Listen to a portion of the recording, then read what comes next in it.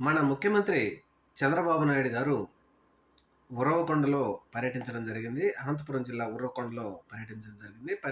ఉరవకొండ సమీపంలో సభ కూడా ఏర్పాటు చేశారు ముఖ్యమంత్రి రాక సందర్భంగా.